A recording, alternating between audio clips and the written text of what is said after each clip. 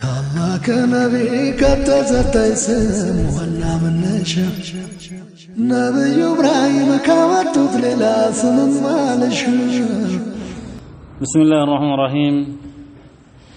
الحمد لله والصلاة والسلام على رسول الله وعلى آله وأصحابه. يقول الله جل وتعالى: وإذ نتقنا الجبل فوقهم كأنه ظلة. نني بنو إسرائيل موسى عليه السلام توراة كتقبلوا بوحنا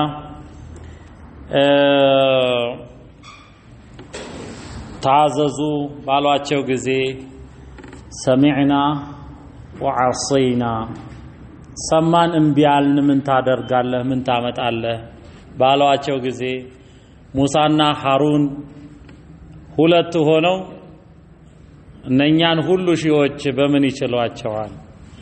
ያኔ አላህ ጀለ ወተዓላ ጅብሪልን አዘዘና የሲናን ተራራ ብድግ አደረገው። በተሰበሰቡበት ቦታ ከበላያቸው አንጣለለው ሊለቅባቸው። ትቀበላላችሁ አትቀበሉም አላቸው። በጎን ግንባራቸው ሱጁድ ያደረጉ እንቀበላለን እንታዘዛለን አሉ።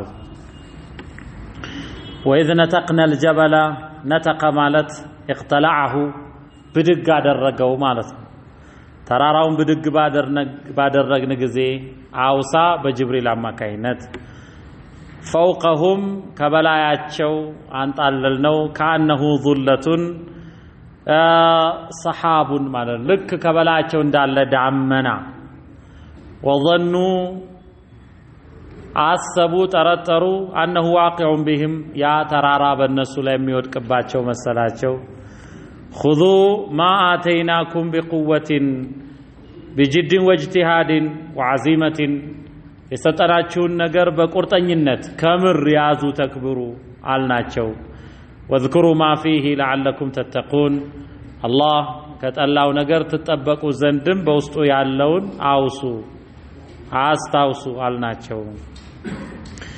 وإذا أخذ ربك إلى القتل الله جل وتعالى ጌታን በያዘ ጊዜ من بني آدم ከአደም ልጆች من ظهورهم ከጀርባቸው ذريتهم የወደፊት ትውልዶቻቸውን አላህ ሰበሰበ።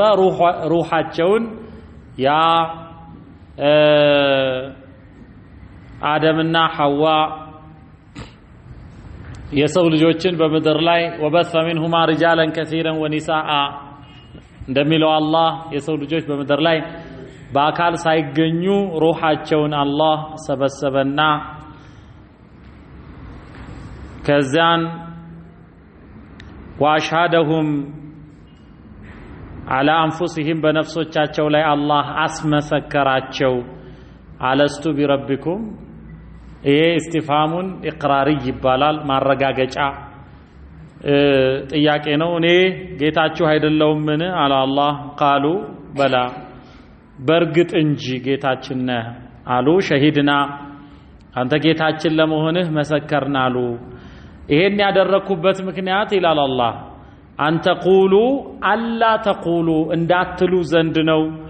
የውመል ቂያመቲ በፍርዱ ዕለት ኢና ኩና አን ሃዛ ጋፊሊን እኛኮ ከዚህ የዘነጋን ነበርን አናቅም ጌታችን መሆንህን እንዳትሉ ነው ሰብስቤ ያስመሰከርኳችሁ ይላል።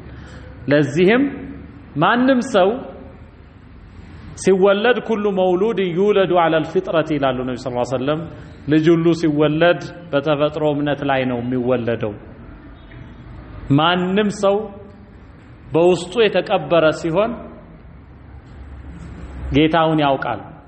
ከዛ በኋላ የሚያፈነግጥ የሚክድ አለ እንጂ አንድ ጠፈርተኛ አምላክ የለም የሚል በጠፈር ላይ ያለ ችግር ቢገጥመው ኦ ማይ ጋድ አለ አምላኬ ሆይ ብሎ ሲል የለም ስትል አልነበረም እንዴ ሲሉት አፍ ያለ እንጂ ውስጤማ አለ ይለኛል አለ።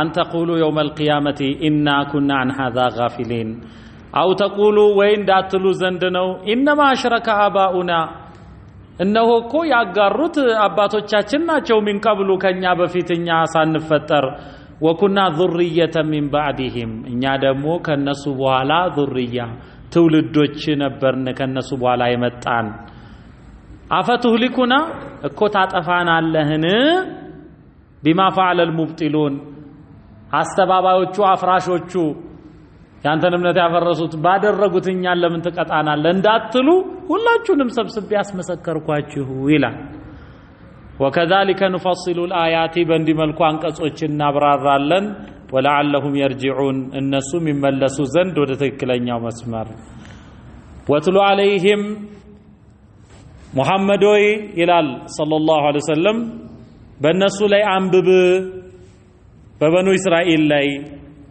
نبأ الذي آتيناه آياتنا ያንን እኛ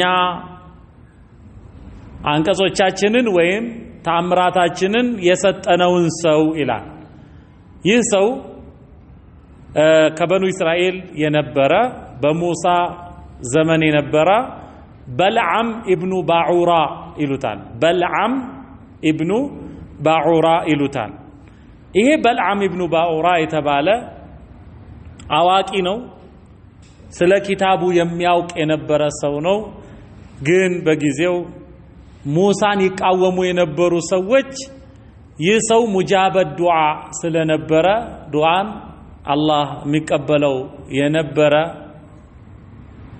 ስለነበር ሰዎች መጡና ያንተ ጥሪ ተመላሽ የለውም ይሄን ሙሳ ርገምልን ብለው በገንዘብ ገዙት በገንዘብ ሲገዙት የአላህን ነብይ ሐቀኛውን ሙሳን ይራገም ጀመረ ይሄን ጊዜ አላህ ፍቅረ ነዋይ ስላየለበት ዱንያን ስላስበለጠ ሙሳን ማገዝ ሲገባው ከነሱ ሆኖ ልክ እንደ ቃሩን ማለት ነው በሱረቱ ቀሰስ እንደምናየው ከነሱ ህዝብ ሆነ ካነ ሚን ቀውሚ ሙሳ እንደሚለው አላህ ማመን ሲገባው እሱ ግን የሳቸው ተቃራኒ ሆነ የዱንያ ፍቅር አየለበት ዱዓ ያደረገ ፈንደላ ሊሳኑሁ على صدره ይላሉ ምላሱ ተጎልጉሎ እደረቱ ላይ ተለጠፈ فانسلخ منها እኛ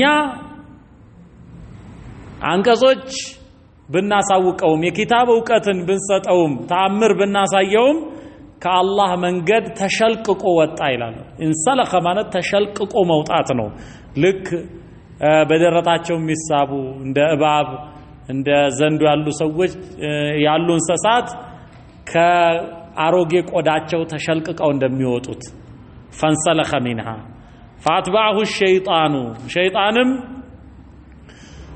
የሱ ተከታይ ያደረገው ይላል አትባعه الشيطان فكان من الغاوين ከጠማሞቹም ሆነ ولو شئنا ብንፈልግ